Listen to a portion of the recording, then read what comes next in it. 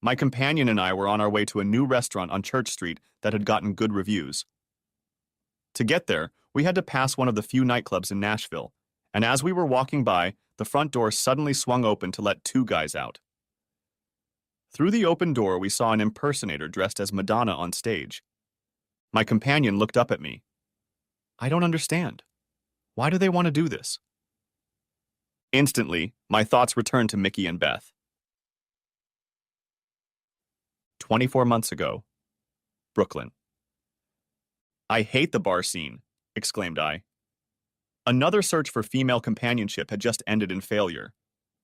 Mickey only laughed, but I was serious.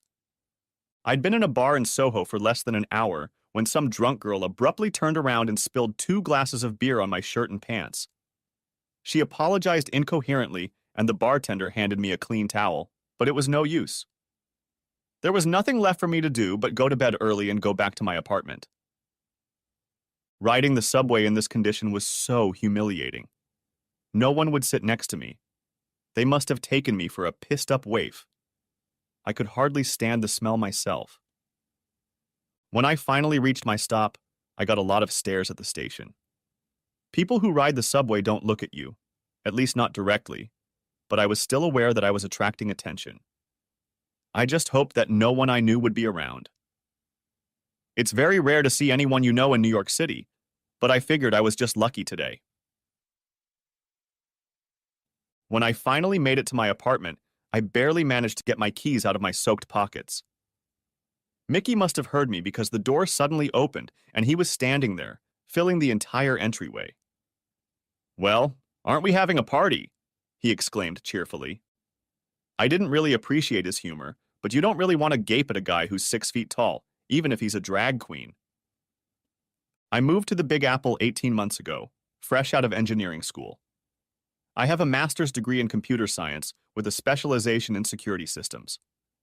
Thanks to some unknown but benevolent deity, I landed my dream job at Google right out of e-school. Not only did they offer me an amazing starting salary, but they also arranged for me to move to New York City from Nashville, my hometown. My classmates envied me, and I felt pretty good about it too, at least until I started looking for a place to live. I figured I could get a nice apartment in Manhattan on my new salary. When I started looking through the classifieds, I found that my assumption was correct, if I was willing to share a place with 5 other people. I checked a few of the ads I could afford. The best one offered a bedroom the size of a small walk-in closet. The worst, well, I won't even attempt to describe it, but you can find a description in Dante's Divine Comedy by looking in Inferno. Suffice it to say, after a few research trips, all I wanted to do was hide in my hotel room. This boy was in culture shock. "You're doing it all wrong," my Google colleagues advised me. "You can forget about your own place. You can't afford it. And forget about living in Manhattan, unless you're willing to live in a high-crime neighborhood. You need to look in other neighborhoods. Try Brooklyn, all the young professionals there. You'll still have to have roommates, but at least there won't be so many that you'll have trouble learning their names. Craigslist is a good place to start." Just like that, I found myself on a Brooklyn street a mile from the nearest subway station, looking for an address. The street was lined with charming old houses, each with a porch at the entrance, and all shaded by mature sycamores. But I'd been warned that I wouldn't find anything there. Yuppies had bought up all the houses, gotten busy remodeling them, and resold them at high prices.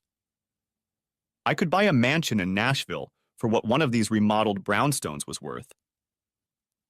I turned the corner onto a commercial street and almost missed the address. Right next to the restaurant next door was a regular doorway facing the street. The number painted on it had faded over time, and I had to go back twice to find it. Once I found it, I walked down a long hallway that led me to a landing. The apartment I was looking for was on the 2nd floor.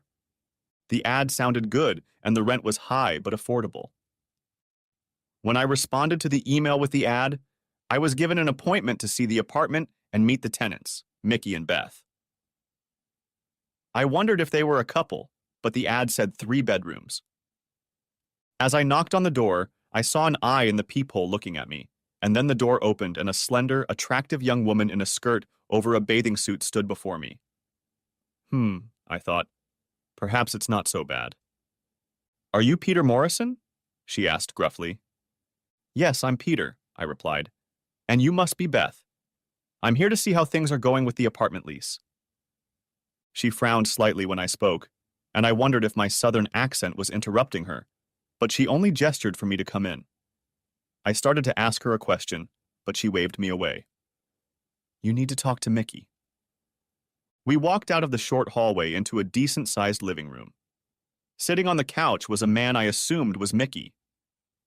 As Beth and I walked in, he stood up and kept rising. He was 6 feet 5 inches tall.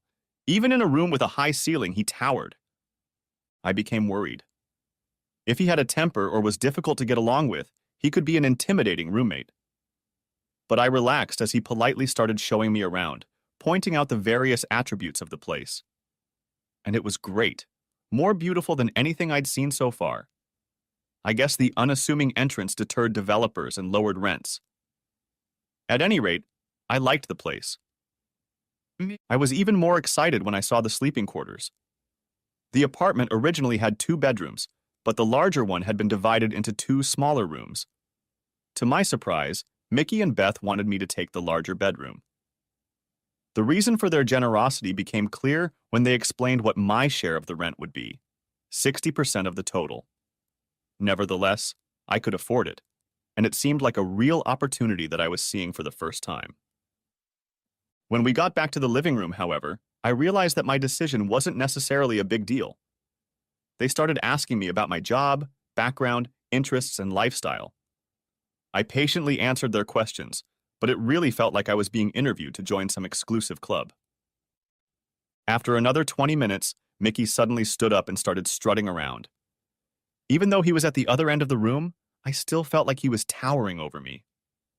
You seem like a nice enough guy, he said. I just have one question. Are you gay? What? Stammered I.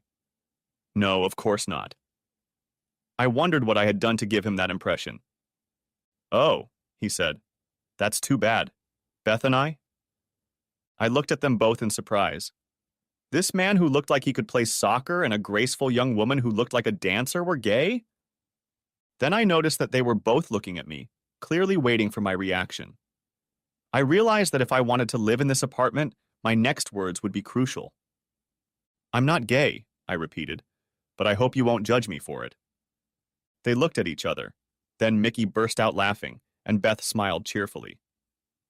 Okay, he said. I guess you can be our token lodger?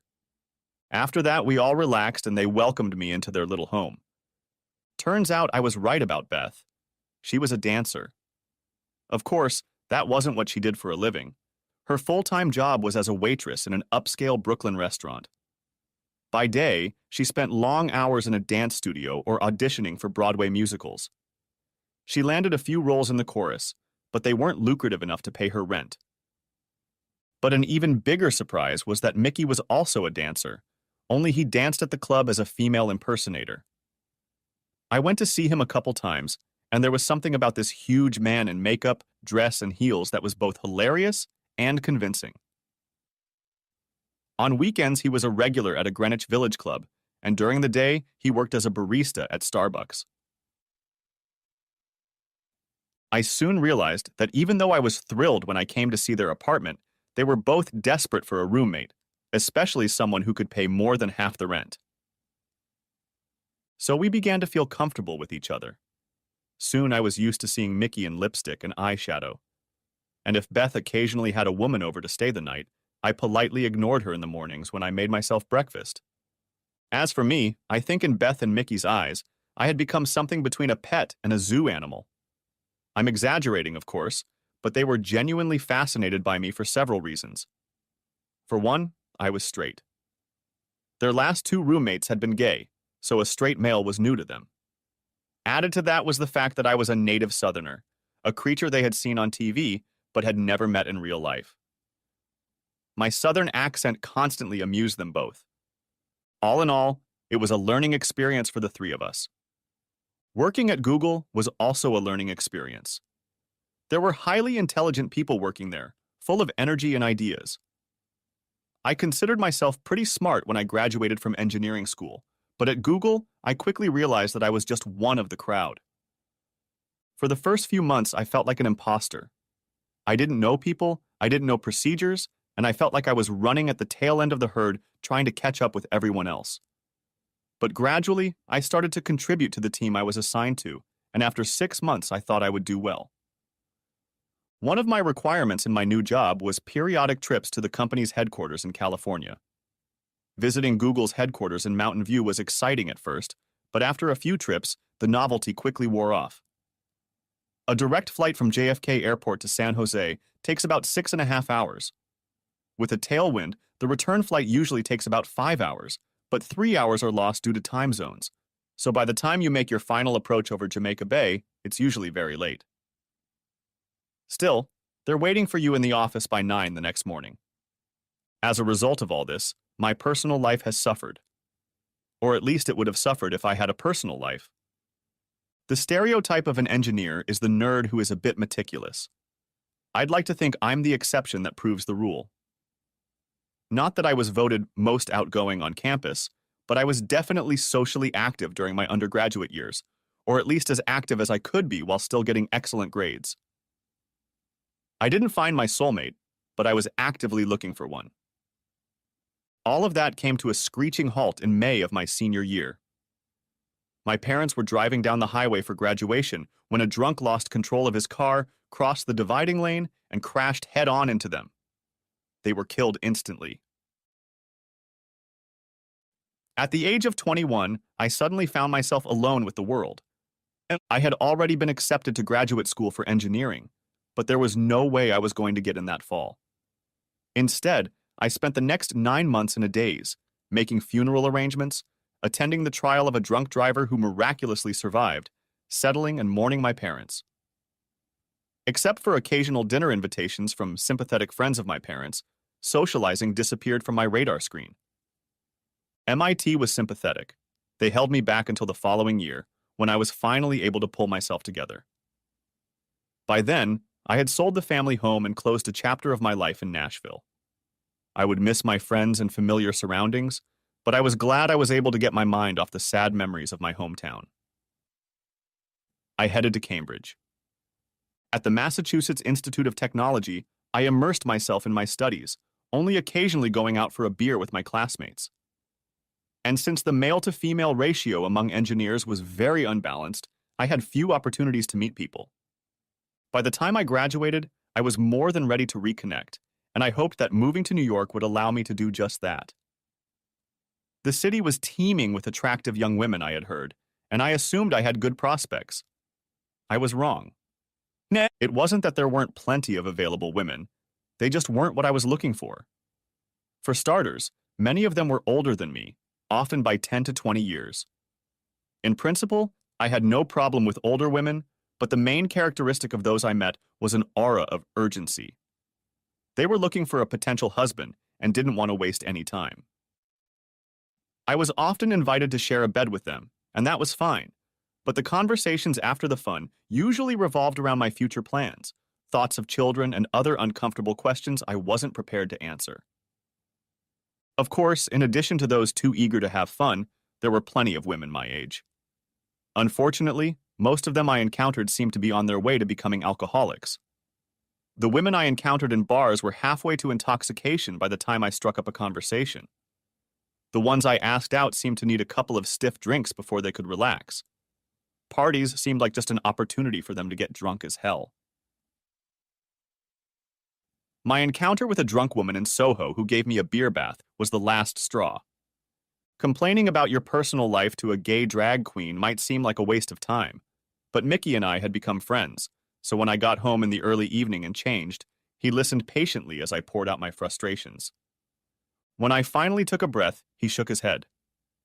"You're doing it all wrong, man," he said. "If you keep trying to meet women in bars, the only thing you'll have in common is alcohol." Taking my hand, he led me into his bedroom to the tiny desk where his computer stood. "Here's something you should try," he said, typing a URL into his browser. A site called Eye Contact opened up.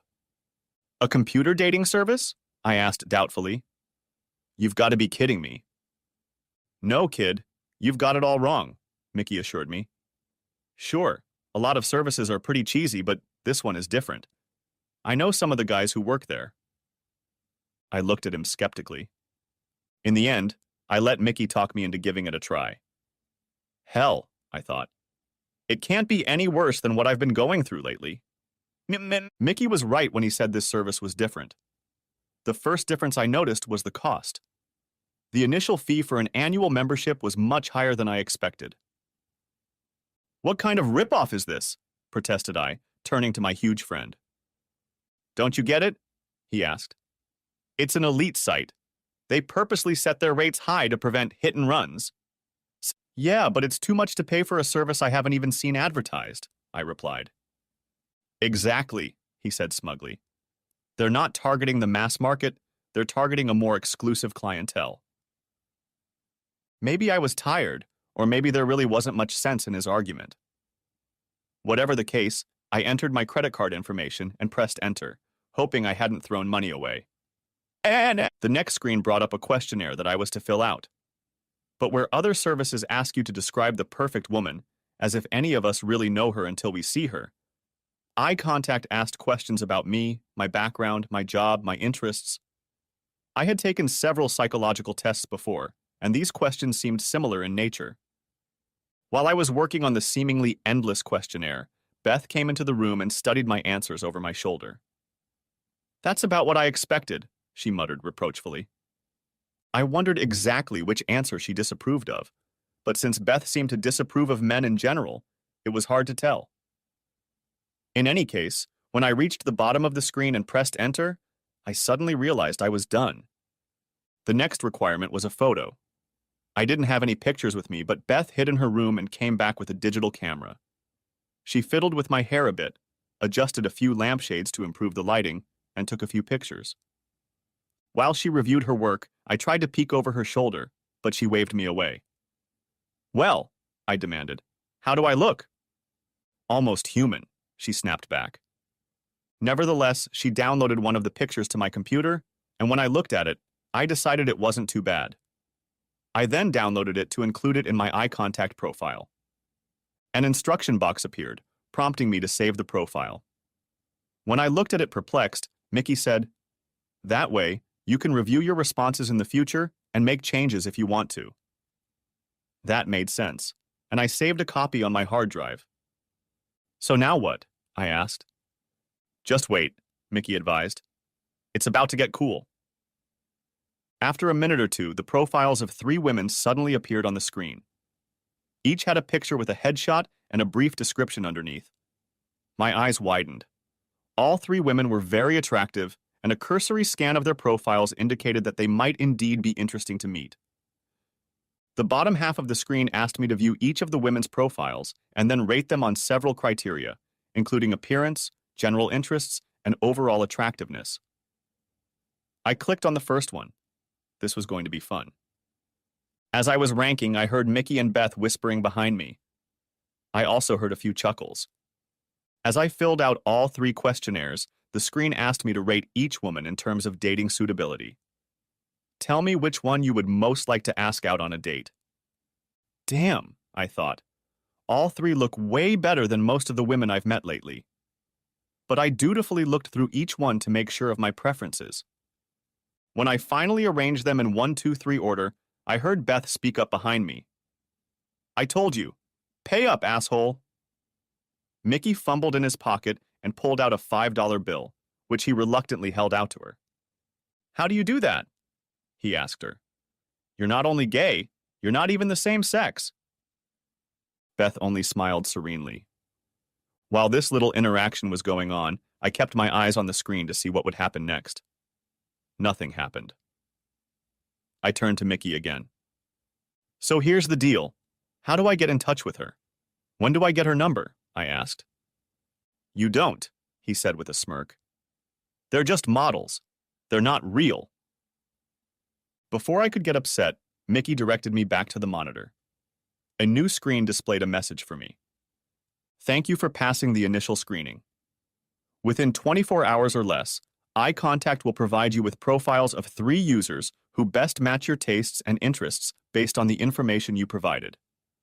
This time, however, you will receive the contact information of all three. Please feel free to contact any of them, all of them, or none of them, however you prefer. Eye contact will continue to update and refine your profile based on your preferences to find the perfect match for you. Thank you for choosing eye contact. That's it, I demanded, turning my chair to face Mickey. No lists? No photo galleries? I'm just waiting for someone to pick me? Exactly, man, he said, folding his arms. That's all there is to it. But you just wait. By this time tomorrow, I think you'll be overwhelmed. By tomorrow, I thought to myself, I'll be barking at myself for letting Mickey drag me into this scam. But he had already gone back into the living room to watch TV, and I turned to Beth questioningly. She only smiled patronizingly at me as if I were a child. Be patient, Petey, she said. Just be patient. The next morning I went to work as usual, but I couldn't stop thinking about eye contact. Part of me kept wondering if it was just an elaborate scam to separate me from my free money. But another part of me couldn't wait to see who the system would find for me. I desperately wanted to log into eye contact at the office and see who was waiting for me, but Google scrutinizes all network connections made from its virtual private network and discourages the use of personal information. Of course, I was well aware of the company's security capabilities, so I wasn't going to take any chances. It would have to wait until I got home. When I got back to the apartment, both Beth and Mickey were already there, and they must have known what I was thinking, because they both followed me to my desk when I turned on my computer and logged into eye contact. I should have been angry at their curiosity, but since they both already knew everything I was doing, I decided that another invasion of my privacy wouldn't change anything. The welcome screen read, "Good evening, Peter. Welcome to eye contact." Very cool, I thought, to customize the greeting depending on the system clock. We have 3 suggestions for your consideration.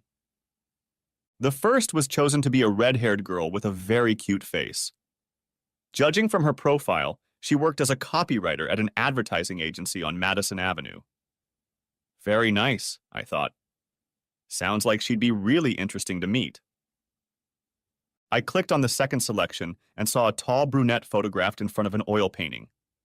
Sure enough, her profile listed her as working at a trendy art gallery in the village. I imagined Sunday trips with her to museums and long conversations over dinner in cozy little restaurants. Definitely attractive. Damn, I thought. That's pretty cool. Both options look very promising. Then I clicked on number 3 and, oh my gosh, look at her. The picture only showed her face, but what a face. She had raven hair falling to her shoulders, framing dark eyes and high, prominent cheekbones. Surely she must be a model, I thought. I quickly scanned her profile and learned that she was actually an investment banker. Her interests and preferred occupations seemed similar to my own. She was, I learned, a year older than me, but that didn't present any problem, especially when I looked at her picture again. Beth leaned on my shoulder, and I heard her sigh. Shit, she muttered. I'd have had her. I grabbed my mouse and hovered over the button with her contact info, but Mickey reached down and stopped me. Hey, slow down, cowboy. Are you sure you want to pick her for your first time? No offense, dude, but I think she might be out of your league. For the first time since I'd met him, I pounced on Mickey. Back off, dude. You're the one who pushed me to sign up for this service. If eye contact thinks we're a good fit, I'll go along with it. He held up his hands reassuringly. Sure, Peter, no problem. I just don't want you to get burned. I clicked on the contact information and saw her name, Susan Devereux, and apparently a cell phone number and email address. I started to click on the latter, but this time Beth intervened. Wait a minute, Peter. You're not going to send her an email, are you? Well, I said a little shyly, I thought it would be a nice, non-threatening way to introduce myself. Beth snorted. Like that's going to impress her. A letter from some guy she's never heard of. You could say something like, Hi, my name is Peter, and I'm a jerk. Okay, I said in annoyance. What would you do? First of all, she said, I'd call her. At least that way she can make sure it's a real person and not some Viagra salesman. And if she agrees to meet with you, what are you going to ask her? Continued Beth. Well, I stammered, I was probably going to ask her to dinner on Saturday. No, no, no, scolded Beth. First of all, a girl like that almost certainly already has a date for Saturday night. You don't want to get rejected the first time you call her. And if she doesn't have a date, you don't want to force her to admit it. That's not good either. Okay, then what should I do? I asked in desperation. Call her and ask her if she'll be in town next Monday. If she's traveling on business, it's probably midweek, so she'll probably be free on Monday. And if she's not going, she'll at least be impressed that you cared enough to ask. And then what? Demanded I. Then you ask her if there's a place near her office where you could meet her for an after-work drink and get to know her better. But I'm trying to get away from the bar life, I protested. Just shut up and listen, she said, but smiled slightly so I wouldn't misunderstand her. First, by letting her pick her own place, you'll increase her sense of security. She'll be on her turf, not yours. Second, if you turn out to be a total loser, it will be easy for her to escape, either by going back to the office or going home. By giving her an easy escape route, you'll reduce her anxiety level about you. That makes sense, I thought. Third, Beth continued, if you do manage to get a relationship going, you'll still be in a place she likes, and the drinking can turn into dinner if she feels like it. Damn, I said admiringly. Are you sure you're not straight, Beth? You've got it all figured out. I've picked up my share of chicks, she said, pretending to polish her nails. Okay, I said. I sold out. Now shut up and let me make a call. I grabbed my droid phone, but before I called, I entered Susan's name and number into my phone's address book. Aren't you getting a little ahead of yourself, dude? Asked Mickey. For luck, I replied. Then I pressed connect. I was pleasantly surprised when she actually answered. Honestly, I didn't believe it would work. Hell, I'm not sure I believed she was real. Her voice was low and throaty, yet very feminine. It matched her image perfectly. I introduced myself and then played up the conversation as Beth advised. To my amazement, it worked. She agreed and suggested a place downtown, not far from her office. I told her I'd be there around 7 o'clock, and after talking some more, we agreed. I got up from my chair, turned around, and knelt at Beth's feet. Salute your infinite wisdom, O goddess of the dating world, I said, as solemnly as I could without bursting into laughter. She wasn't impressed. I would have enjoyed it a lot more if she had been there instead of you. All weekend, I pondered our meeting. I kept thinking about what I should wear and rehearsing possible topics of conversation. In short, I was acting like a high school freshman on a first date. Come on, hang in there, I told myself several times. It's not like you haven't done this 100 times before. But I had to admit, I'd never had a date that intrigued me as much as this one did. When Monday morning came, Mickey was already up, and I went outside to make myself breakfast. As I headed for the door, he stopped me. Look, kid, just relax and be yourself. Everything's going to be fine. As I walked to the subway station, I laughed to myself. Just be yourself. That's pretty ironic advice coming from a guy who likes to dress like a woman. But I knew he was right. If only I could take his advice. Throughout the day, I had imagined a dozen scenarios that would have prevented me from getting downtown to the place Susan had suggested, but none of them happened, and a cab did indeed deliver me at 7 o'clock. I entered the establishment, which was quiet and tasteful, and looked around for her. She was nowhere to be seen. Uh-oh. I sat down at the bar and started to prepare myself to face a no-show, but as soon as I ordered my drink, I was grabbed by someone's hand. Peter? She said, and there she was, already appearing, looking even better in reality than she did in the picture. The rest of her body matched her face perfectly. She was tall and slender, with long legs and stilettos. Thank you, eye contact, I thought to myself. We introduced ourselves and she pulled my hand. Come on, let's go sit in a booth where we can talk and get to know each other better. From that point on, the conversation flowed and didn't stop. I didn't have time to be nervous because I was too engrossed in what she had to say and sharing my thoughts. When there was finally a pause in the conversation, I realized it was 8:30. I didn't realize it was that late, I said. Would you like to order dinner so we can continue our conversation? Oh, I was hoping you'd suggest that, she immediately replied. I silently thanked Beth. We ordered a light dinner and continued our conversation as if we had known each other for years. She was interesting. She was funny. She was everything I thought I was looking for. I wasn't sure what impression I made on her, but at least she didn't leave me. I was a little upset when I checked my phone and saw that it was 11 o'clock. I apologized for keeping her so late on a weeknight and offered to get her a cab. We walked out to the sidewalk and I stopped the cab. When I opened the door for her to get in, she stopped me. You're very different from the men I usually see, she told me. Good different or bad different? I asked apprehensively.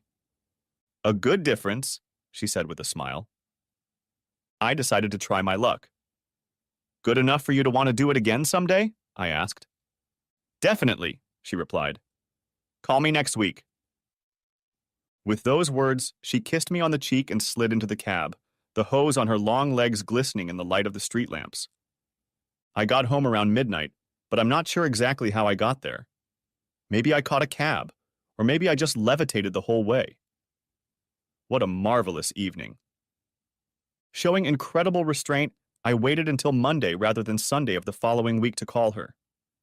But as soon as I heard that throaty voice on the other line, I was at a loss for words again. Hi, I said. Are you still interested in getting together this week?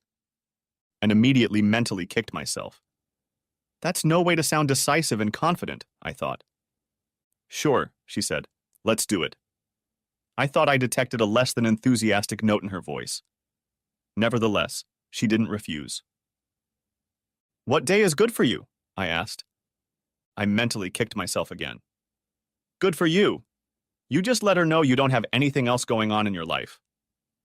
Friday will do, she replied. Great, I said, a little too enthusiastic. Then I finally capitulated to the recklessness. Is there anything in particular you'd like to do? As soon as those words flew off my lips, I realized I had failed. How pathetic is that? I asked myself. We've only dated once and I'm already out of ideas. She's going to want to back out of this date before we even meet. Indeed, I thought I heard a note of impatience in her voice, though it could have just been my imagination. All she said was, "Surprise me." I can do that, I said, with a lot more confidence than I felt, and after a few more minutes of talking, we scattered. When I looked up, Mickey was looking at me strangely. You're sweating, Peter, he said in a concerned voice. I shook my head sadly. I blew it, Mickey. I had a big chance, and I think I've already blown it. How can I surprise a sophisticated, intelligent woman like her? With those words, I told him the whole sad story, including the need to come up with something creative and surprising. Like a good sport, he sat with me and tried to come up with an idea, but nothing much came through. But at the lowest point of my fears, a little voice spoke inside me. This is your only chance.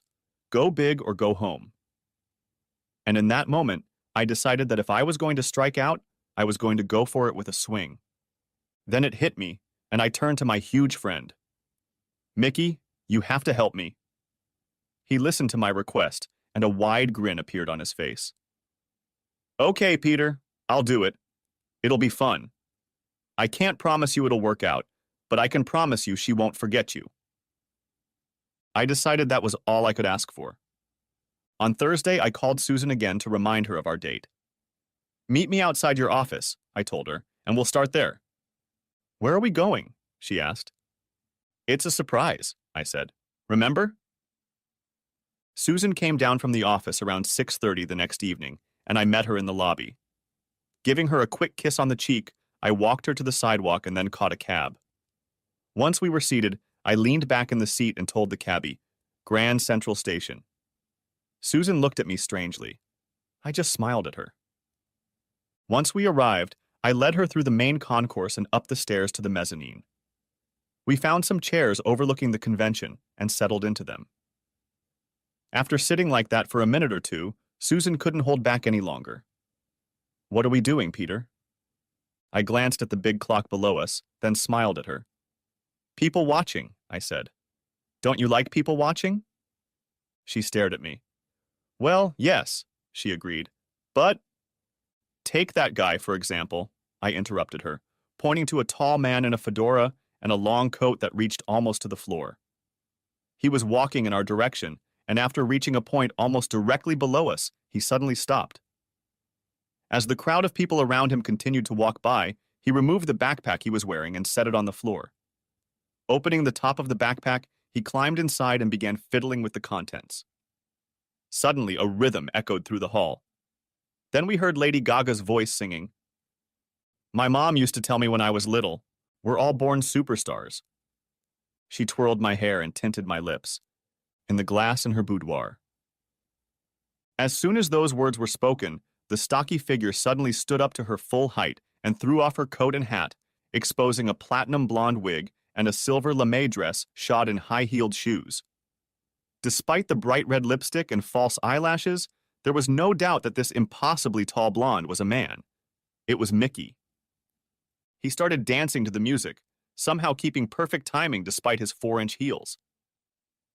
"Oh, I don't have it any other way, but baby, I was born this way."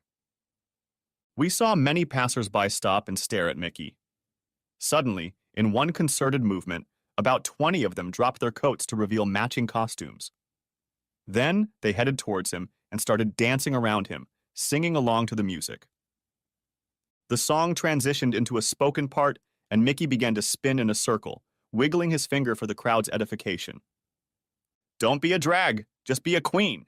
Don't be a drag, just be a queen." People all over Congress were doubled over with laughter at the sight of a giant transvestite vamping and chanting. I risked a glance at Susan. She was laughing so hard that tears were rolling down her cheeks while clapping and singing along. As the song came to an end, the dancers dispersed and began to blend into the crowd, leaving Mickey alone. When the last chorus came on, he began to walk up the stairs towards us, humming as he did so. "I was born this way. I was born this way. I'm on the right track, baby. I was born this way." He reached us just as he finished the last line, plopped into my lap, and smacked me on the cheek. There was dead silence for a moment, and then the hall erupted in joyous shouts and applause. Mickey stood up and bowed to the crowd as much as he could in his tight dress, and then turned to us.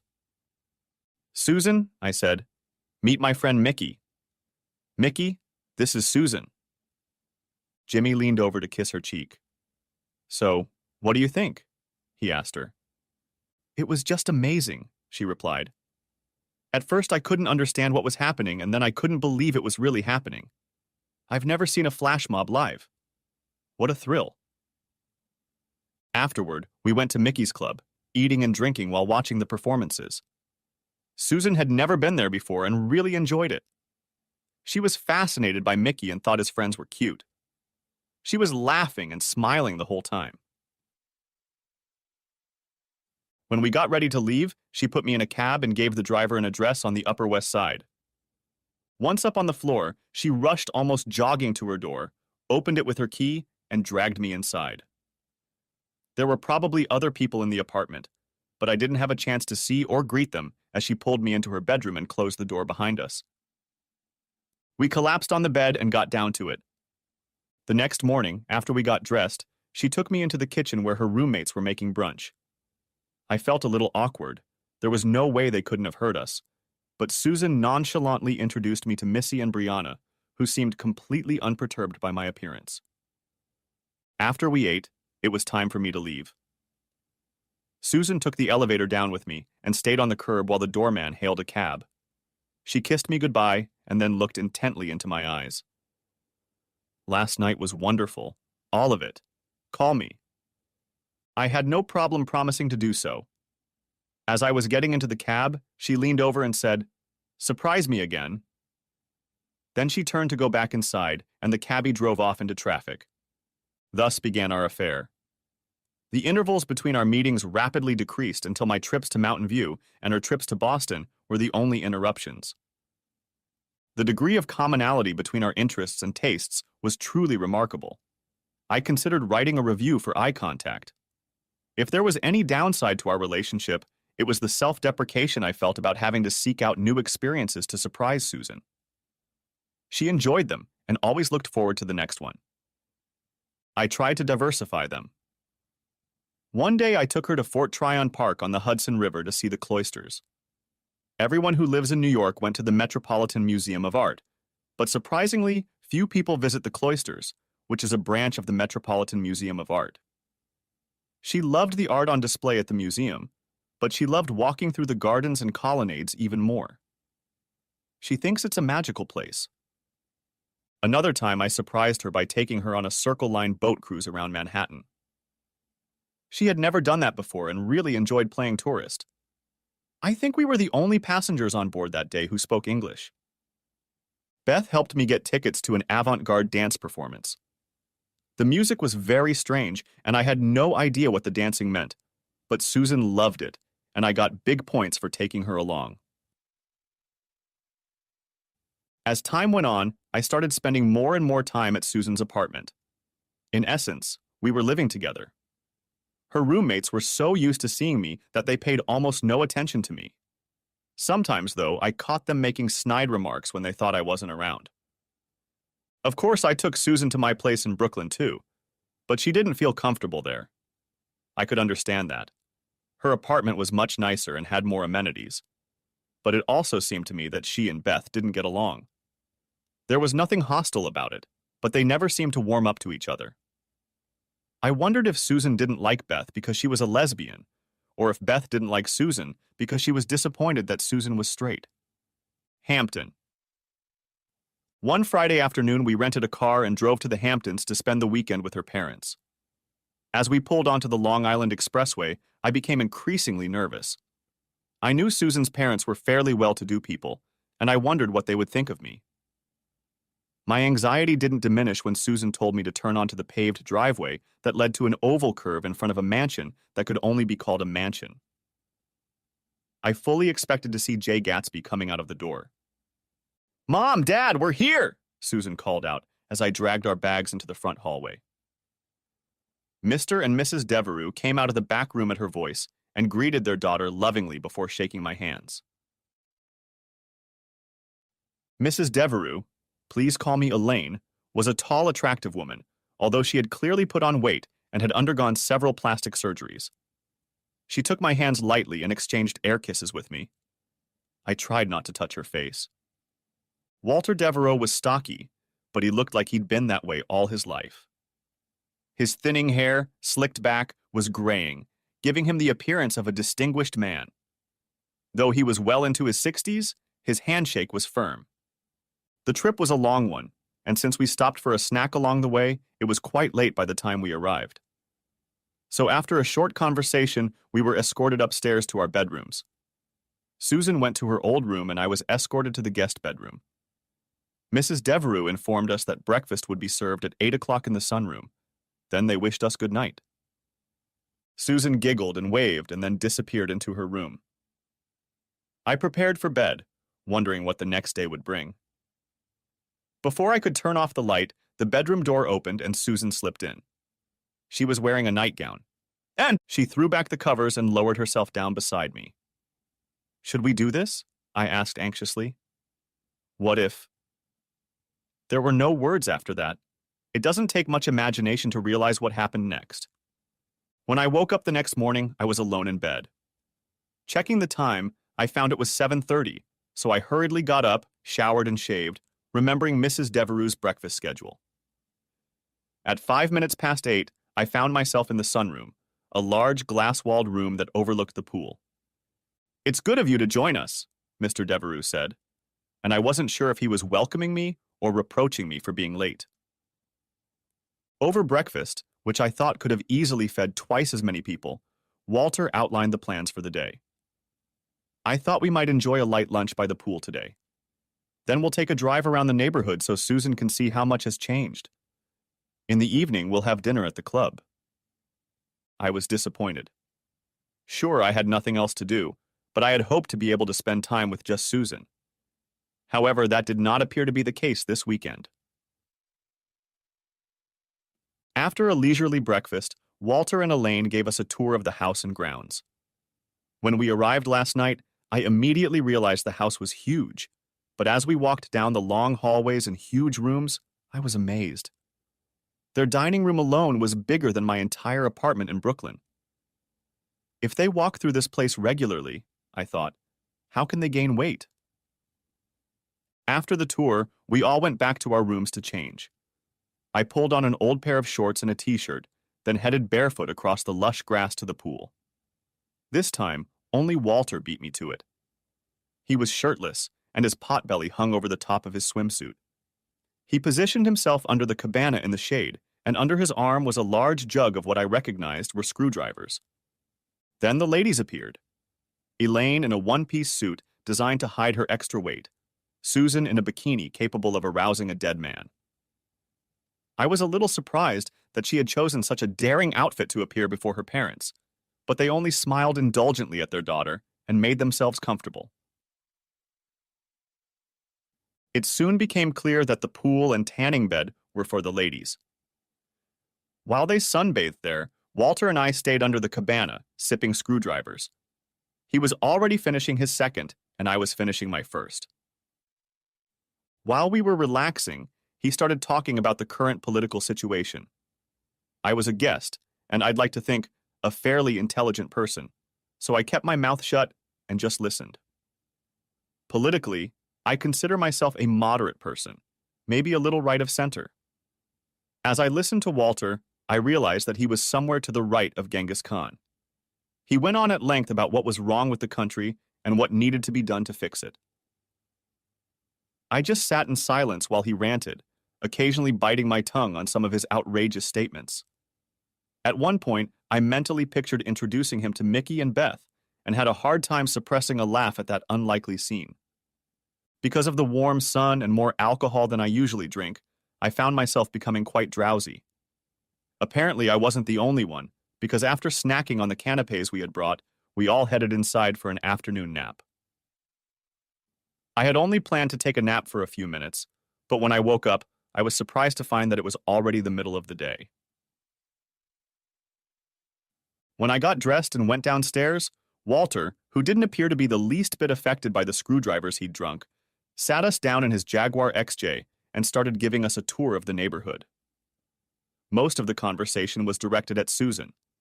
Mom and Dad eagerly remarked on all that had changed since she'd moved to Manhattan. As for me, I was content to gaze at the mansions facing the Atlantic. Apparently, there was some serious money in it. By the time we got back to the Devereux house, it was almost dinner time. The dress code, I had been told, was casual, but I had already guessed that casual meant something different than what I would wear in Brooklyn. So I put on a pair of pants and a knit shirt, over which I threw a sport coat. I felt comfortable until I stepped out into the hallway and saw Elaine and Susan in cocktail dresses that I thought would be appropriate for the Academy Awards. I was about to panic at the thought of embarrassing myself and Susan when Walter showed up. If anything, his clothes were more casual than mine. He hadn't even bothered to put on socks. I was greatly relieved, and when we arrived at the club, it quickly became apparent that this dichotomy was the norm. The women all dressed to impress each other, and the men wore the most casual clothes their wives allowed them to wear. However, I noticed that the logos on the men's clothing were exclusively expensive brands. The dinner was excellent, but the conversation not so much. Susan's mother essentially delivered a monologue filled with gossip about people and families I didn't know. Walter's conversation boiled down to pointing out various men at other tables and telling me how they'd made their fortunes. I recognized a few names from reading the Wall Street Journal, but after a while, I found it hard to pay attention to his enumeration of luxury. The only relief I felt was when Susan turned away from her mother for a moment to wink at me. When we got home, Walter insisted that I go with him to the library to drink brandy after dinner. As we settled into the large leather armchairs, he began to question me about my background and upbringing. "So, you're from Tennessee," he said. "Did you grow up on a farm?" I had to smile. Well, my great-great-grandfather had a farm, but we've been city dwellers ever since. Oh, he said. Then what did your father do? He was a lawyer, I told him. Sure, sure. A music town. He probably did a lot of copyright law, music, lyrics, recording contracts, and the like, Walter pondered aloud. I loved my father and was proud of him and his accomplishments. Actually, no, I said firmly. A lot of his work dealt with constitutional law. He even argued a few cases before the Supreme Court. On the Tennessee Supreme Court? He asked. No, I said. In another. After that, the conversation seemed to stall. I don't know whether Walter didn't believe me or whether he just didn't care. The next afternoon, I was relieved when Susan and I were finally able to get into the rental car and head back toward Manhattan. I felt like I had been on trial the whole time, and I felt like I had lost my case. As I drove, remembering the events of the weekend, Susan started laughing. You should see your face right now. You look like you just got back from a trip to the dentist. Even I had to smile, but I wasn't ready to forgive and forget just yet. Well, you'd look like that too if all you did all weekend was drill your teeth. Are they always like this? She smiled at me. Don't let them get to you. They're just a little over the top. You have to remember that I'm their only child. I looked at her curiously. We'd never discussed her childhood. What was it like growing up in that family? It was actually pretty funny. They had me wrapped around their finger for as long as I can remember. They had all these plans for me, piano lessons, ballet, exclusive girls' schools, and all that. But I didn't like any of that, and I just did what I wanted to do. They always relented and practically let me get away with murder. Whatever I wanted, they'd give it to me.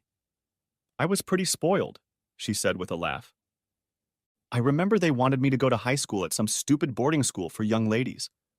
But I didn't want any part of it, so I ran away the first week and stayed with a college guy I met at a party. They were beyond worried, and when I finally came home, they promised never to try to make me do anything I didn't want to do. Then her face took on a more serious expression. For a while, I was kind of on the outs. But my sophomore year, one of my best friends lost her father in a plane crash. Suddenly, all their money ran out, and she and her mom had to go live with relatives. I realized that if something like that happened to me, I wouldn't be able to take care of myself. So I started taking school seriously and getting good grades. That's how I ended up at Vassar, and that's why I'm where I am now. Then she suddenly grinned mischievously. But I haven't changed completely. I still do what I want and when I want. I was interested in learning a little more about Susan's background.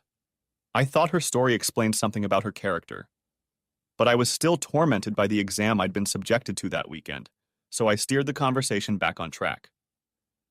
I don't think I made a good impression on your parents that weekend. Oh, she said dismissively. Don't take it personally. They don't think anyone can be good enough for me. Then a gleam appeared in her eyes. But Daddy warned me to get a prenup with you. I sat there trying to digest that last remark. On one hand, the implication that I was some kind of gold digger after the family money pissed me off. Hell, I didn't even know how rich they were until this weekend. But I suddenly realized that she and I hadn't even talked about marriage. Had Susan said something to my dad? Maybe she'd hinted that she'd love a proposal. Suddenly, my heart beat faster. I knew I was head over heels in love with her, but I wasn't sure if she felt the same way about me. Could this be a sign of her true feelings? I reached for her through the center console, and all the way back to Manhattan, we held hands. Unfortunately, I had no real opportunity to find out Susan's feelings on the sensitive subject of marriage because I had to make another trip out west when I got back to work. And no sooner had I returned than she had already gone to Boston for a few days. It was while she was on one of her business trips that I made the decision to propose to her. Daring had already helped me in my relationship with her once before, and I decided to do it again. One day on my lunch break, I went to my bank and opened the safe deposit box. In the velvet box were my grandmother's wedding and engagement rings. She had entrusted them to my mom to give to me for my fiancé. Of course, my mom didn't have that option, But after my parents died, I inherited the rings. I didn't know how much they were worth in today's jewelry market, but the sentimental value of antique jewelry was much more important to me, and I hoped Susan would think the same. Susan didn't arrive from Boston until late Tuesday night, and she was so exhausted that all she wanted to do was go to bed. But before I did, I made her promise to go out with me on Wednesday night. "Do you have another surprise for me, babe?" she asked. "You'll have to wait and see," I replied calmly, even though my pulse was racing. The next night I met her at the office and we took a cab to one of her favorite restaurants to have dinner. Afterward, we went dancing at a club we frequented. We had a good time, but I could tell that Susan was a little disappointed. Finally, when I decided it was time, I grabbed her and pulled her towards the door. I caught a cab and asked the driver to take us to Fifth Avenue between 33rd and 34th Streets. As we drove, Susan asked me where we were going, but I just waved her off. The cab pulled over to the curb, and here we were at the Empire State Building. I ignored Susan's questions again and led her to the elevators, where I pulled out the 2 express passes I'd bought earlier.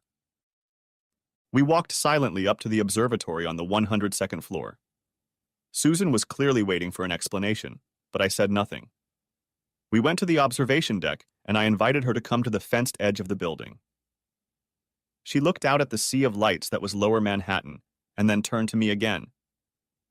"Well, why did you want to—" Then she stopped and took a breath when she saw me drop to one knee and hold out an open jewelry box to her. "Susan Devereux, this is my grandmother's wedding ring. Will you make me the happiest man in the world today by accepting it and becoming my wife?" She froze in shock, but then the campers and other visitors to the site noticed us, and they quickly picked up the chant, "Say yes, say yes." She looked around, then looked at me. Suddenly her eyes flashed and she said, "Let's do it. Yes, let's do it." The crowd applauded, and after I put the ring on her finger, she wrapped her arms around me and kissed me uncontrollably. After that, we had to go back to her apartment so she could tell her neighbors about it. Even though it was well past midnight, she woke up the other 2 Miss Kiters to show off the ring and tell them about my proposal. All 3 of them exchanged excited hugs and whispered while looking at me. I hesitated for a moment, but then Missy and Brianna rushed over to me for hugs and congratulations. When all the excitement subsided, Susan and I retired to her bedroom. She hugged me tightly and whispered in my ear, "Oh, Peter, that was the best surprise ever. Such a cliché. I never would have guessed it." "I'm so glad you're happy, baby," I told her. "Tomorrow we can start discussing wedding plans and—" "No," Susan said firmly. "I don't want to wait. No big wedding in the Hamptons, no engraved invitations, no parties. Tomorrow. Let's go to City Hall tomorrow and get married tomorrow." "But your parents?" I protested.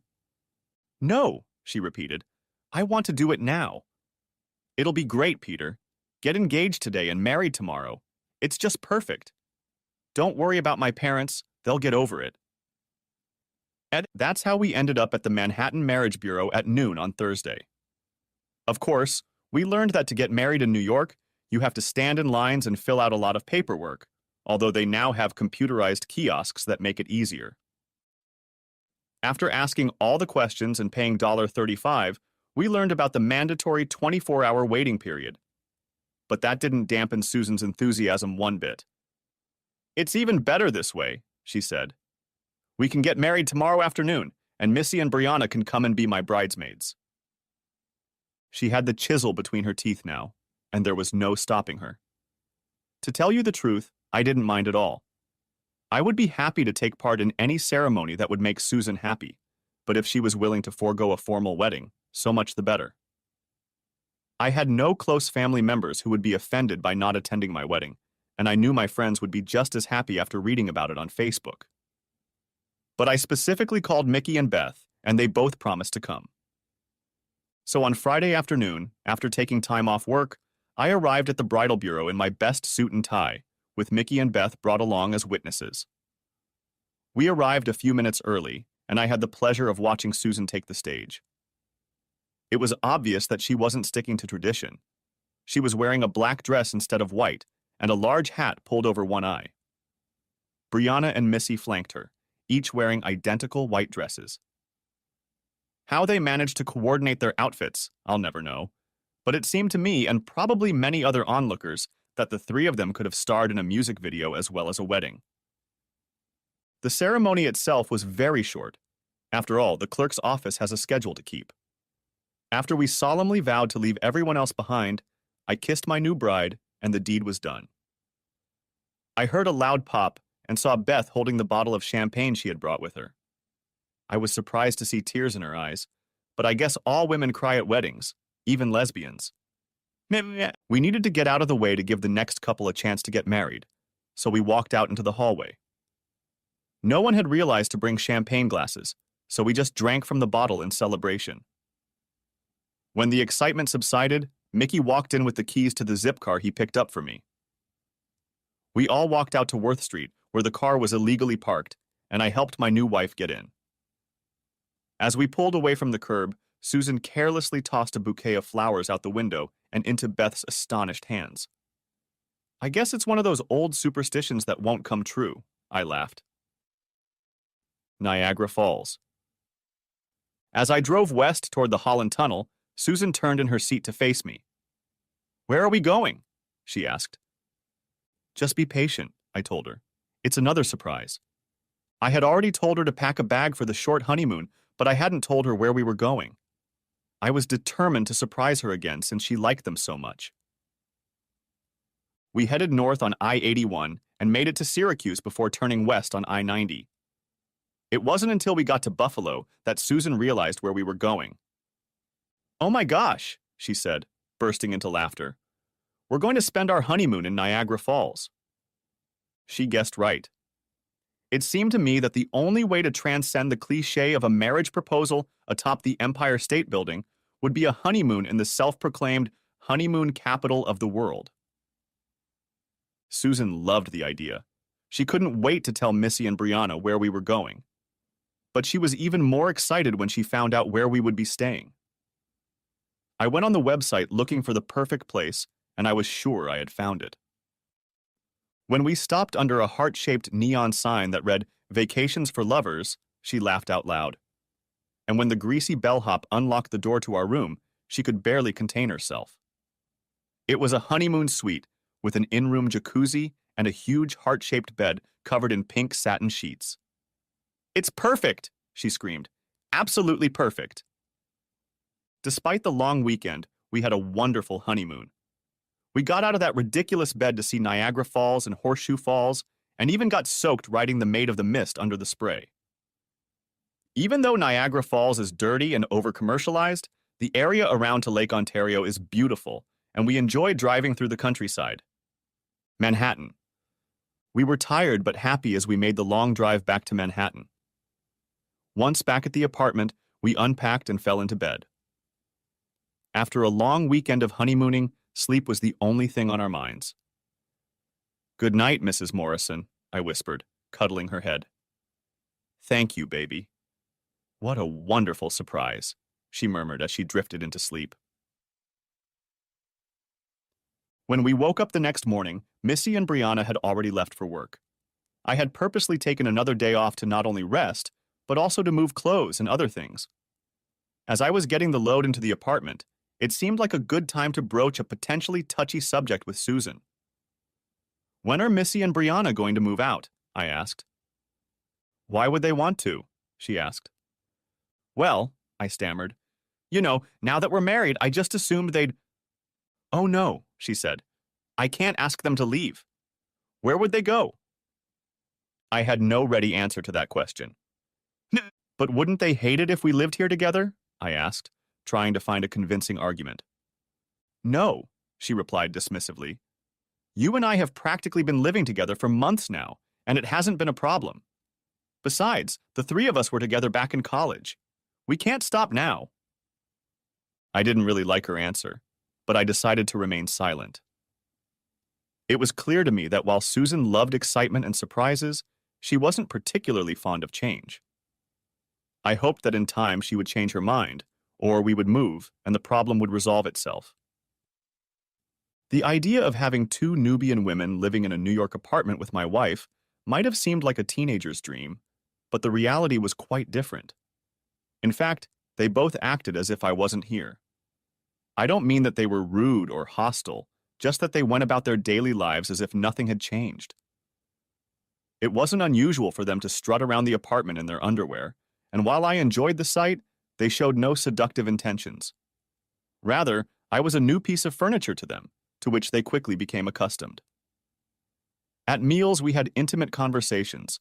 The rest of the time, I was barely noticed, just occasional whispers and giggles from the three of us. I noticed that this often happened the morning after Susan and I had noisily made love. I expected her parents wouldn't stand for it when they found out what we were doing, but Susan didn't care. I listened as she called them in the evening when we got back. "Mommy, guess what I did last weekend?" she said nonchalantly. It was clear from half the conversation that Mom and Dad weren't happy, but Susan didn't chicken out. After half an hour, she hung up the phone saying, "I love you too, Mommy." "So," I asked, "how did they take it?" "They were upset," she admitted, "but they'll get over it. They'll never be able to not be angry with me." As the weeks and months went by, Susan and I quickly settled into our new life together. In truth, the new routine wasn't much different from the old one, only our marital status had changed. I continued to fly to the West Coast frequently, but now my work status had changed. I had been promoted to the head of the network security group, and I was feeling pretty good about my career. I tried to keep in touch with Mickey and Beth, although inevitably I didn't see them as often as I used to. At least I was able to help them when I moved. One of my workmates needed an apartment, and I referred him to my old place. He moved in a week after I left, so Mickey and Beth weren't hurt financially by my sudden departure. If there was any stress in my life, it had to do with my desire to make my bride happy and fun. As you can imagine, it's not easy to constantly come up with new and unexpected entertainment. Our busy work and travel schedules were not conducive to this, and the gaps between surprises inevitably grew longer. Nevertheless, when I managed to pull one off, Susan enjoyed it almost physically. My little surprises clearly appealed to her impulsive nature, and the pleasure she derived from them encouraged me to keep trying. Our wedding anniversary was approaching, and I definitely wanted to do something special and unique as part of our celebration, but coming up with something appropriate was proving difficult. I was returning from the coast on a red-eye flight, and since I can't sleep on airplanes, I used that time to think about what I could do that would really wow Susan. The fact that she was expecting something made it even harder. My flight was delayed due to a powerful storm system passing through the central U.S., so I didn't arrive at JFK Airport until the next morning. I was completely exhausted, so I called the office and told them I was taking the day off. When I got to the apartment, it was empty. All three girls had already left for work. I threw my bags on the floor and collapsed on the bed. But despite my tiredness, my internal clock kept me awake, and I lay on the bed looking up at the ceiling, while in my head I was still looking for a way to surprise Susan. Suddenly, an idea popped into my head. Eager to test it out, I started to pull my laptop out of my bags when I noticed that Susan had left her personal computer on. Usually she is meticulous about turning it off after she finishes work, but this morning before leaving for work, she had apparently been checking something and forgot to do so. I tapped the mouse and the screensaver disappeared, revealing a Google News window. There she is, my faithful wife, thought I. I switched to Google search, but the search queries yielded nothing useful. Without thinking, I clicked on the close command. Suddenly, I found myself looking at another window that Susan had left open. I was struck by the familiar logo at the top of the screen. Eye contact.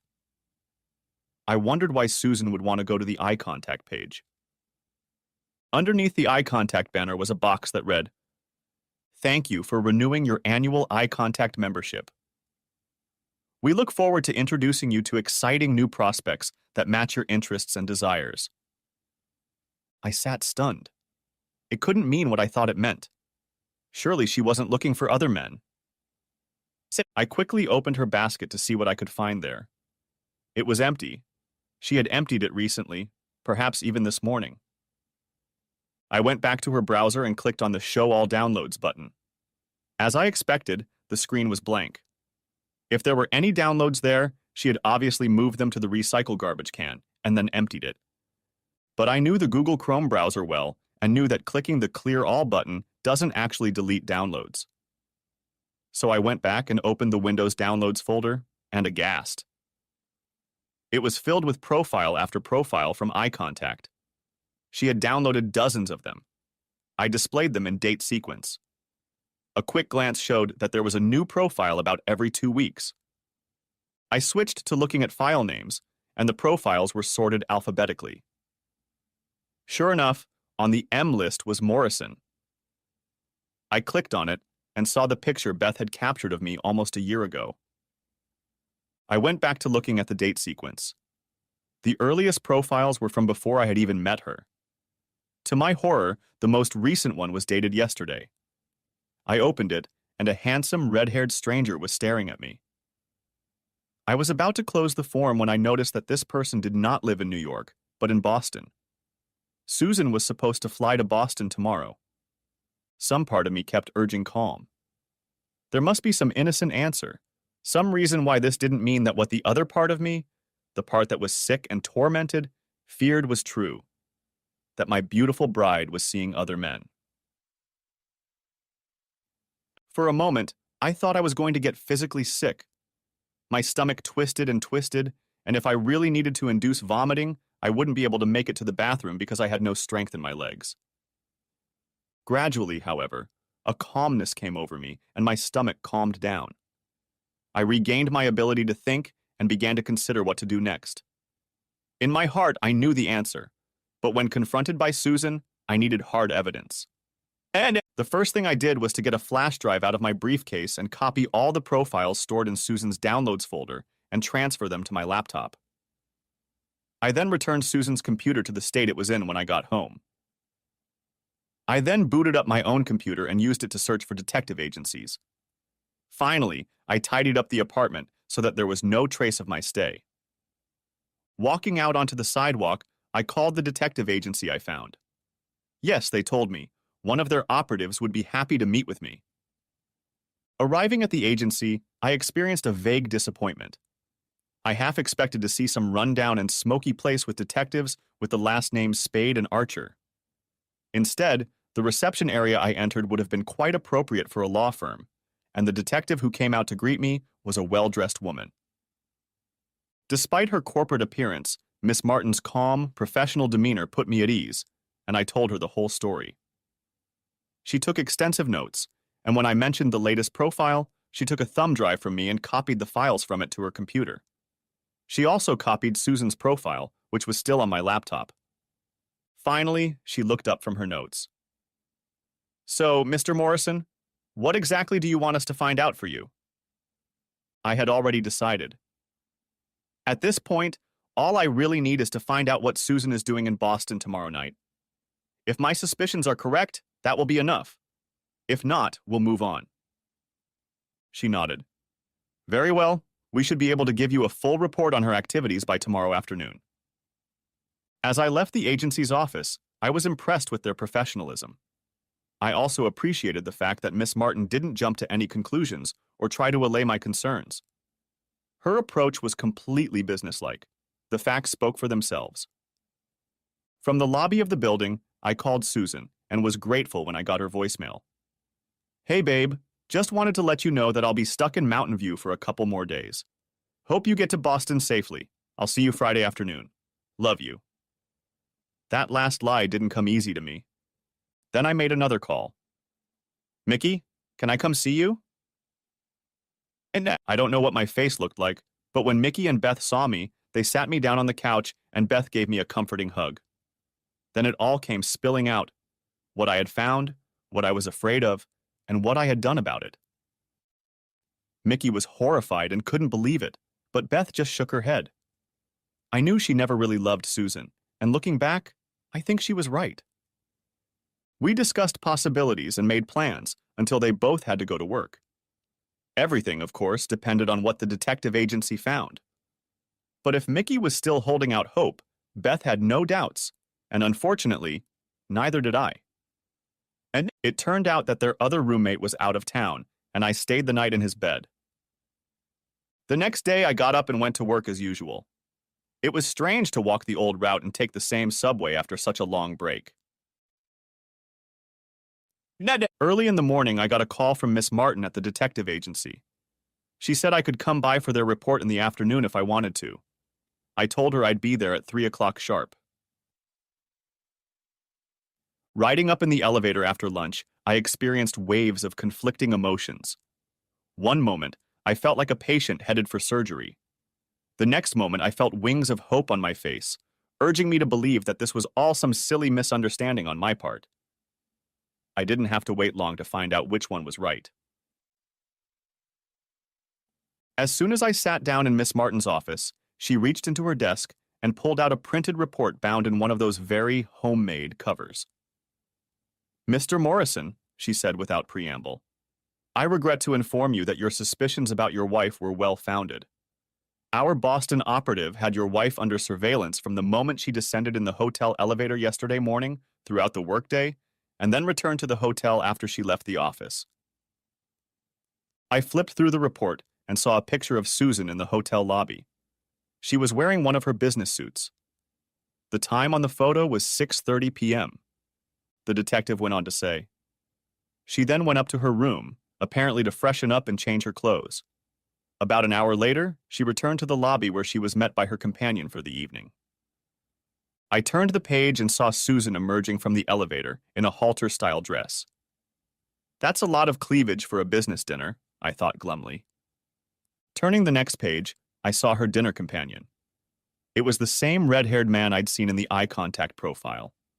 He was kissing her on the cheek as a friendly greeting. The operative followed them to a restaurant where they had a few drinks and then dinner, Miss Martin continued. From there, they went to a nightclub where they drank some more and danced for several hours. The photograph on the next page was dark. It had obviously been taken in low light. Nevertheless, there was no doubt that it was Susan and Red dancing, and they were caught in the middle of what looked like a kiss. Afterwards, Miss Martin calmly narrated, they caught a cab and returned to the hotel, where they proceeded to Susan's room. The photograph showed part of the interior of the elevator. Although the door was already closing, you could still see the couple inside to recognize them. They were hugging, and I noticed Red's hand went under Susan's skirt. The time was listed as 11:45 p.m. "The next morning," said the detective, "the lady's companion went down the elevator alone and caught a cab about 7:30 a.m. The lady's companion went down the elevator and caught a cab. Mrs. Morrison came down about an hour later. She checked out of the hotel and took a cab back to the office where she worked. In the last picture, Susan, dressed in a woman's business suit, was being helped into the cab by the hotel doorman. I looked up at the detective. So you have no actual evidence of what went on in the room during the night? I asked. She looked at me calmly. We are very thorough, Mr. Morrison. For a handsome fee, which you will find in your bill, we were able to gain access to Mrs. Morrison's room while she was at work yesterday. We installed a motion-sensitive spy camera in the room. After Mrs. Morrison checked out this morning, we were able to retrieve it. At the end of the folder, you'll find a CD of the evening's activities. I flipped through the booklet to the end and started to pull the CD out of my sleeve when Miss Martin reached across the desk and stopped me. Mr. Morrison, we strongly advise our clients not to view videos like this one. You already know what happened in the room, and the video will not add to your new knowledge. What it will do, though, is create emotionally charged images that you won't be able to forget. Trust me, this is one of those cases where it's better to know a little than a lot. I pulled my hand away. I had to decide whether or not to watch the video later, but I felt the truth in her words. How much longer did I want to suffer? We sat in silence for a minute, then she spoke. Mr. Morrison, after receiving confirmation of a spouse's infidelity, a surprisingly large percentage of our clients are willing to consider reconciliation.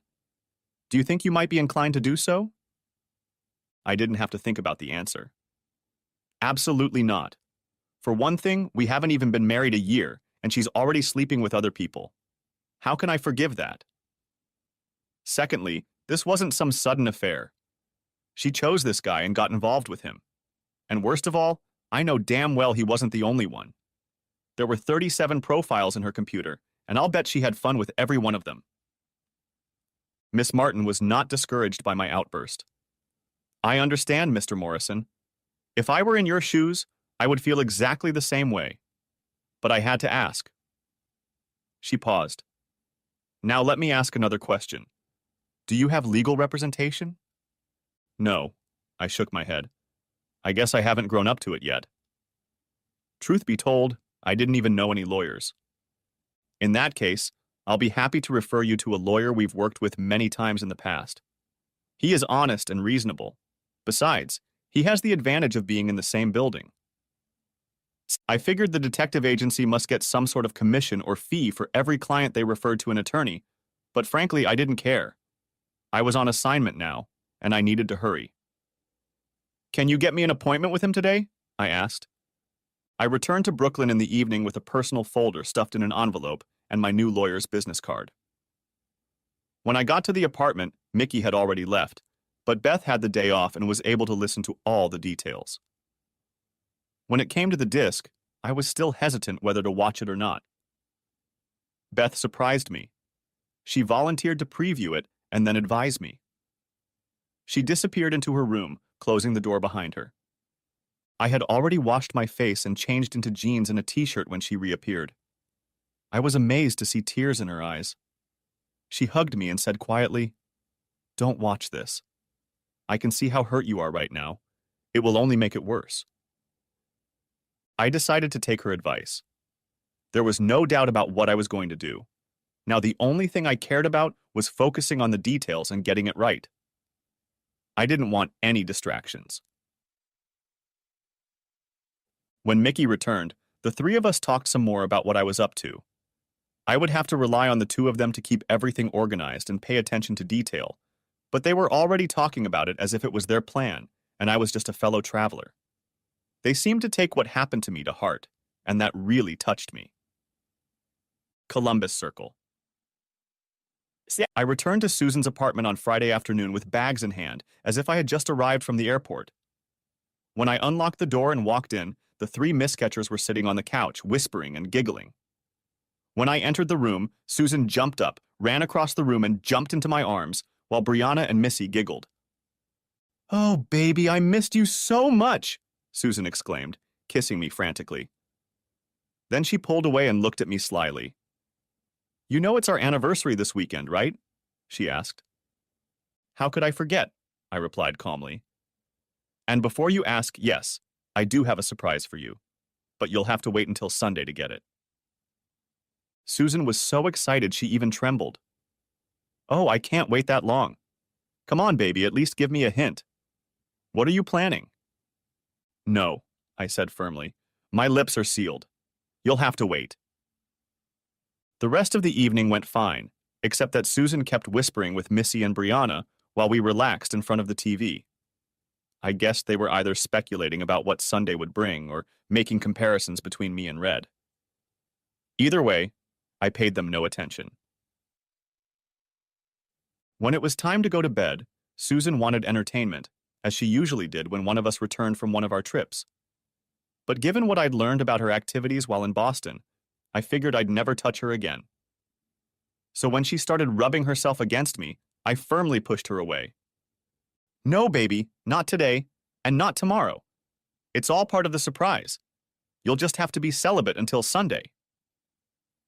I think she was shocked at this turn of events, and I knew she was upset because she always waited for me when I came back from California. However, wanting to give her a big surprise equally tugged at her emotions, and eventually she settled down and fell into a restless sleep. Saturday was an equally disappointing day for her. She must have instructed Missy and Brianna to get some clue from me, because whenever Susan wasn't around, one or the other of them volunteered to help with the surprise in any way they could. But I would calmly tell them that it was already done and no help was needed.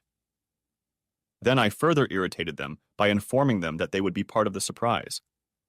This got them talking excitedly, and when Susan returned, they couldn't wait to tell her about the new event. She, for her part, could hardly keep still, acting like a little girl on Christmas Eve. That evening, I did nothing to give them any hint or pleasure. Instead of going out, I offered to order takeaway, and not wanting to leave me alone to do any cooking while they were away, they reluctantly stayed with me. As we were getting ready for bed, I sensed that the conflict within Susan had reached a breaking point. She was still looking forward to her surprise. She tried her best to seduce me, but I remained adamant. "Come on, Susan. You know you don't want to ruin the surprise." That stopped her, and she pouted and went to sleep. The next morning, I knew I had to tell them something, or I would be in danger of a riot, so at breakfast I gave them some instructions. I told them we had to leave the apartment at 12:30 sharp. No special clothes were required, no bags were to be packed, and we would all go in the same cab. Having laid out these preconditions, I left them in fervent contemplation, and myself went downstairs and outside to make a quick phone call to Mickey. He assured me that everything was fine. "Just be there on time, relax, and enjoy the show," he told me. At 12:30, I brought all three of us downstairs. The doorman found us a cab, and I slipped him a $50 tip. He was surprised, but I liked the guy and figured I'd probably never see him again. The three girls moved to the back of the cab, and I sat in the front with the driver. This allowed me to lean over and tell him where we were going without the three miscatchers being able to hear me. This caused a commotion, which I ignored with a smile. Despite the traffic, we reached our destination a few minutes early. The girls got out of the cab in some confusion, looking up at the imposing figure of Christopher Columbus towering above them. "Why are we on Columbus Alley?" Brianna asked. Asked Brianna. "Is this where the surprise is going to be?" With a smile on my face, I led them to the base of the statue and made them sit on the wide steps on one side. Columbus Circle was filled with tourists and passers-by, some taking pictures, some strolling around enjoying the sunny weather. At that moment, some man approached the three girls from behind and placed a large object on the ledge above them. I recognized him. It was an old-fashioned boombox. He flicked a switch. Suddenly, a rhythmic drumbeat came from the speakers, startling the girls and attracting the attention of many people in the circle and beyond. As the drumming continued, several passers-by began to gather in a circle that stretched around the entire perimeter of the monument. I didn't hear a command, but they suddenly began dancing as one, performing a modified version of the famous Rockets number from Radio City Music Hall. The drumming then moved to the hit song, "The One That Got Away." I could see Susan clapping enthusiastically. Katy Perry was one of her favorite pop artists, and this song was her current top 10 hit. As the dancers strutted out in front of Susan, Missy, and Brianna, Katy's sweet voice sang the chorus. "In another life, I'd be your girlfriend. We'd have kept all our promises. We'd be us against the world." The tourists clapped and cheered as the clearly spontaneous entertainment continued. The three girls sat grinning and laughing. I knew Susan liked it. She always liked being the center of attention. As the dancers continued to dance around the statue, one of them came out from the side behind the girls, carrying a poster of a man, which he showed first to the crowd and then to the girls. "Is this the one who escaped?" wondered the crowd. Then another dancer appeared with a poster with another man's face, followed by another, then another, and another. Susan laughed merrily at the spectacle, but Missy suddenly frowned and leaned over to shout in Brianna's ear, pointing to the pictures that were swirling in front of them. Apparently, she recognized one of the dates Susan had been arranging. In fact, all the faces the dancers held up were profile pictures of Susan's favorites. The next poster that appeared caused even more confusion among Susan's friends. Brianna began tugging and yelling at Susan, gesturing for her to look more closely at this last poster. Suddenly, Susan's head popped up, realizing what Brianna was saying. She started moving around, trying to get a better look at all the pictures the dancers were carrying. Her excitement spiked when she spotted the last picture. It was the red-haired man she had spent the night with in Boston earlier that week. As the song moved to bridge, the group of dancers continued to dance and kick back, each holding their poster in full view. "All this money can't buy me a time machine. No, no. Can't replace you with a million rings. No, no," I should have told you what you mean to me. Uh-oh. 'Cause now I'm paying the price. At this point, all the dancers threw their placards on the ground. Then Mickey and Beth came out from behind the statue, holding one poster each with pictures of Susan and me on it. When they reached a point directly in front of the three seated girls, whose faces turned pale even in the bright afternoon sunlight, Katy Perry's voice came again in a chorus. In another life, I would have made you stay, so you wouldn't have to talk. You were the one who left, the one that got away. As the refrain repeated itself, Mickey and Beth each pulled a different part of the poster, and it suddenly split in two, separating my image from Susan's. They then threw each half to the ground. The crowd was confused. The dancers stopped and the performance seemed to be over, but the tape recorder was still playing the last line of the chorus, seemingly in an endless loop. And instead of the laughter they expected to see from the three girls who were clearly the center of attention, they were crying and hugging each other in obvious distress. A few people started to clap, but they were drowned out by the people around them who wanted to see what else could happen. When the last line of the song looped, the circle of dancers parted, and I briskly strode forward. I walked right up to Susan, and when she looked up at me, tears streaming down her face, I handed her a copy of my divorce petition. "Susan Devereux Morrison, you've been served with a summons," I shouted. As I turned to leave, Susan jumped to her feet and tried to follow me, but Mickey turned and scowled, and his 6'5" of height startled her so much that she sobbed and sank to the steps while her girlfriends tried to comfort her. But the last word belonged to Beth. She walked up to Susan with a fierce expression on her face. "You bitch!" she shouted. "You had a good man, but now, thank God, he's run away!" The music died down, the dancers dissolved into the crowd, and the other passers-by were silent in embarrassment. The only sound was the crying of the three girls sitting humiliated at the feet of Christopher Columbus. Mickey escorted Beth and me to a waiting cab, and the three of us set off for Brooklyn. I was tempted to go back and ask Susan how she liked the surprise, but I decided that would be unnecessary. Susan repeatedly tried to contact me, but I steadfastly refused to return her calls, emails, and texts. I waited until her high-profile attorney contacted mine, after which I gave him my terms. I was only willing to talk to Susan if we met to agree on the division of property. After much negotiation, we finally agreed on a date and time for the meeting. It was to be held at Susan's law firm's office.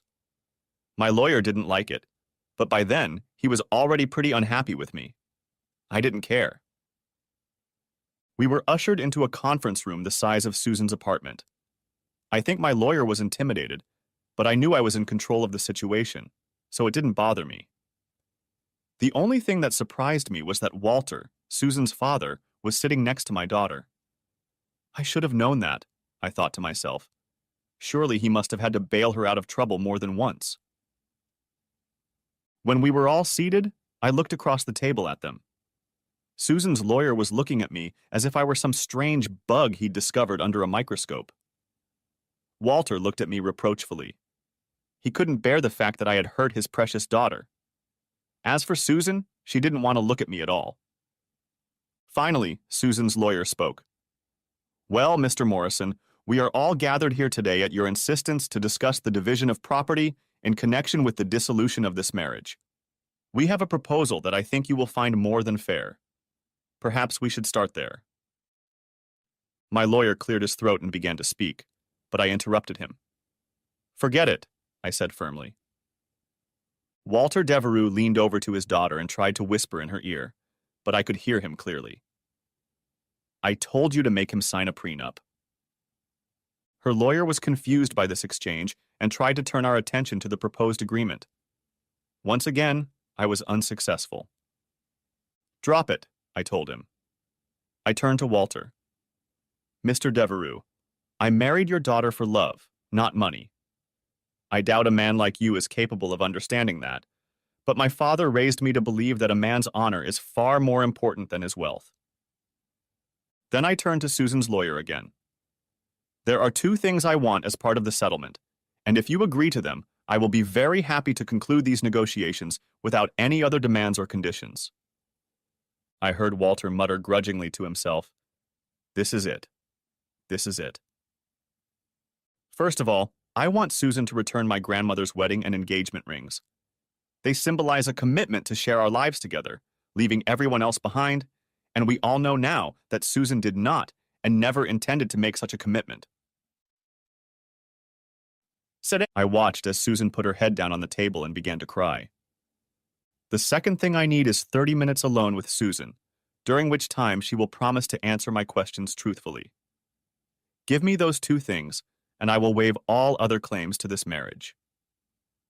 My lawyer sat shaking his head. He had done his homework on Devereux and probably had an idea of the old man's net worth. He'd been very disappointed when he found out he couldn't get a percent of it. But Walter Devereux suddenly perked up. "Would you mind putting it in writing, young man?" he asked impatiently. I looked at him coldly. "In my family, a man's word is his bond. But for the sake of your family, I will sign such an agreement." My sarcasm flew past his head. He was too busy to have the family lawyer prepare an appropriate contract. Then he turned to Susan. "Give them to him," he ordered.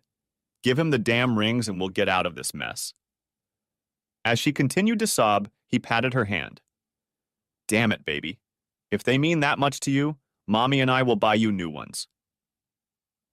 As she started pulling off the old-fashioned rings, I stood up.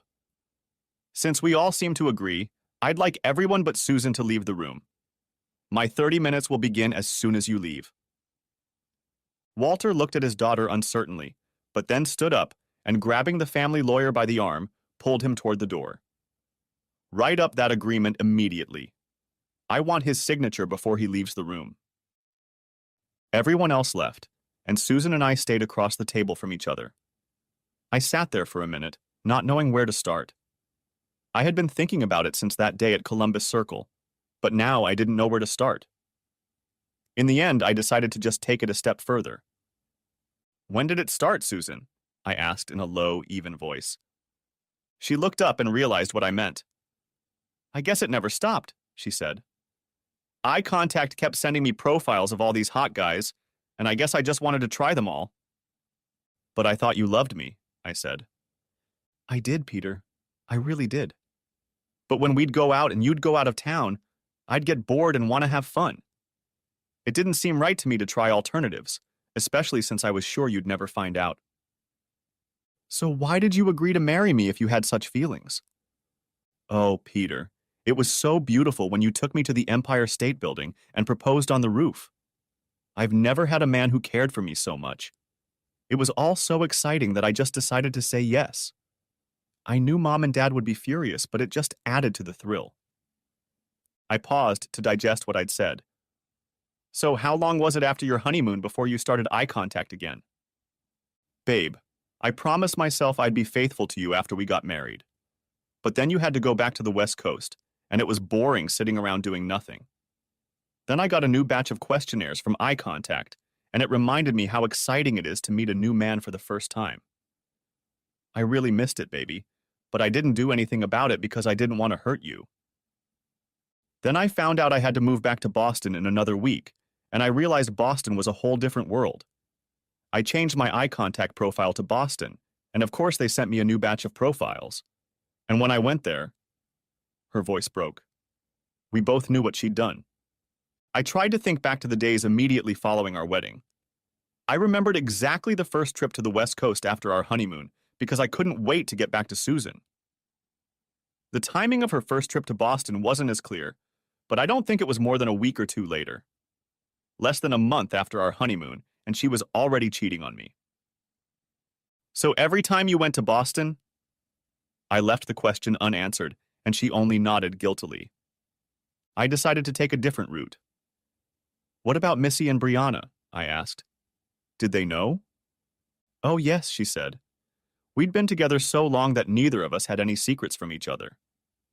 "And they didn't care?" I asked. "Oh, no, they benefited." And then she stopped abruptly. But I had already guessed what she was talking about. "So you handed your men over to them," I suggested. After you had your first taste, you gave them to Missy and Brianna. She blushed. Well, not that there was anything wrong with them, she said. 3 Missy kidders, I thought. More like 3 little sluts. No wonder they didn't want to share their happy little family. I turned to her again. One last question, Susan. Why? Why did you have all those men? Why couldn't you stop? Why couldn't you just love me? I don't really know, she whispered. When I got to Vassar, I was voted the most beautiful woman among the freshmen. It was great at first. I liked all the attention. Then, one of the upperclassmen wanted me to be a regular. It was fun at first, but then it turned into a chore, and I dumped him. I tried a relationship with another guy, and the same thing happened. By then I realized what the problem was. I loved the excitement of being with a new man. Being with a guy for the first time is like going on a ride. Every time is a surprise. After that, I dated a different guy almost every week, and I loved it. She looked at me slyly. Missy and Brianna liked it too. Anyway, she continued, when I graduated, my dad found me a job at an investment bank. The job was great, but the hours were long and most of the guys in the office were married, so I didn't have many opportunities. I tried going to singles bars, but it was so casual. A lot of the guys were real lowlifes. Then I tried online dating, and that worked better. Then I found the eye contact site, and most of its members were top-notch. Every week, new profiles appeared in my inbox. It was like my own personal buffet. As she spoke, she became more animated. I stood up. The half hour wasn't up yet, but I had already heard everything I wanted to hear. She stood up when she saw me standing. Baby, I know I hurt you badly, but I love you. You're really special. I know this isn't a traditional marriage, but if you could get over my little need, we could be so happy together. Things could be really good, baby. I could even set you up with Missy and Brianna if you want. My stomach hurt, but before I could say anything, Susan's father and her lawyer entered the room, accompanied by my attorney. Attorney Devereaux handed me a piece of paper and a pen. I believe this agreement covers exactly what you wanted, Mr. Morrison, and your attorney has no objections. I looked at him and he nodded. I reached across the table and took my grandmother's rings and slipped them into my pocket. Then I took the proffered pen and signed and dated the document. When I stood up, I saw Walter Devereaux looking at me curiously. I may have misjudged you, young man, he said, and held out his hand. Quite possibly, I replied. I have certainly misjudged your daughter, but I believe my assessment of you is correct. With those words, I ignored his hand and walked out the door. I was lucky. The Google guy who lived with Mickey and Beth was transferred, and I was able to move in with them. It was great at their place. They both cared a lot about my feelings and emotions, and whenever I was feeling particularly sad, which was often, they would try to find a way to cheer me up. The day my divorce was final, they threw a big party at the club where Mickey worked. I was probably the only straight guy in the crowd, but I still enjoyed myself. Despite their best efforts, I couldn't escape the feeling that I was a loser. I tried playing the dating game and lost. I tried love and marriage and lost again. Even moving in with Mickey and Beth felt like a loss, but not because of them, but because I was back where I started. I saw Susan once. I had to attend a meeting downtown that ran late into the night. By the time it was over, I was hungry, so I went into a small establishment that had a lot of light and noise. I realized I needed more of that in my life, so I went in and sat down at a table to order my food. I spotted her at the far end of the hall. She was laughing and flirting with a cute guy a couple years younger than me. I lost my appetite and left. She never saw me. I had no reason to expect her to change, but the fact that she hadn't changed depressed me even more. So I guess I must have matured after a few weeks when I got a call from a recruitment agency. If you work at a hot company like Google, calls from headhunters are pretty common. This guy was looking for someone to fill the position of head of network security at a large hospital chain. At the time, there was a huge push to digitize medical records so that different departments and specialists could easily share them. Now, Hospitals are just starting to think about how this will affect network security. It sounded interesting enough, but what caught my attention was that the job was in Nashville. My old hometown had become one of the leading centers for hospital management. I wonder what Walter Devereux would say about that, thought I wryly. They made me an offer, and I decided to take it. New York had already lost its flavor for me, and this offer came at just the right time. It was time to move on. And looking at my bags lying on the floor in the living room of our apartment, I was surprised at how little stuff I had. I bet I'm the cheapest reloader in this company, I thought with amusement. The only difficult part of the move was parting ways with Mickey and Beth. They had seemed so different when I met them, and now they had become painfully dear. I reached out to shake Mickey's hand, but he enclosed me in a bear hug that reminded me of how big and strong he really was. "Don't forget us, Peter," he said solemnly. "We won't forget you." I was about to say something snide, but I couldn't do it. "I won't forget you, kid. I promise," I vowed to him. Then I turned to Beth and saw the tears in her eyes again. I couldn't speak for fear I'd start crying too, so I reached up to kiss her cheek. To my surprise, she turned her head so that I kissed her on the lips. She then hugged me tightly, turned away, and ran off to her room. I had no choice but to gather my things and go catch a cab. Nashville all over again. Nashville seemed both foreign and cozy at the same time. I missed the nonstop excitement of the Big Apple, but I loved the southern hospitality of the people in Nashville. Just as importantly, I loved all the greenery. In New York, all you see is concrete except for the occasional tree growing wistfully out of the sidewalk. But in Nashville, grass and trees were everywhere. I didn't realize how much I missed it. I ended up buying a century-old house in East Nashville, in an old neighborhood where young families were remodeling. In addition to the bungalow, I now had a couple huge old trees and a small lawn to mow. It was the right thing to do. Once settled, I took the time to resume running, something I had struggled to do in New York. I joined a running club, which gave me the opportunity not only to exercise regularly, but also to meet people with similar interests. Many of them were women, and that's how I gradually got back into the dating scene. That's how I ended up at a nightclub that Saturday night, and my date and I saw a female character performing on stage. She looked up at me. "I don't understand. Why do they have to do this?" I couldn't help but think of Mickey and Beth and remembered how strange and offbeat they seemed when I first met them. But then memories of Susan came back to me, and I realized that she was the bigger mystery. I still didn't understand her and doubted I ever would. I thought back to that night at Grand Central Station and decided that perhaps Lady Gaga's answer fit just fine. I turned to my companion and shrugged. Maybe they were born that way. Thanks for watching. I hope you enjoyed it, so subscribe to my channel and watch the next video.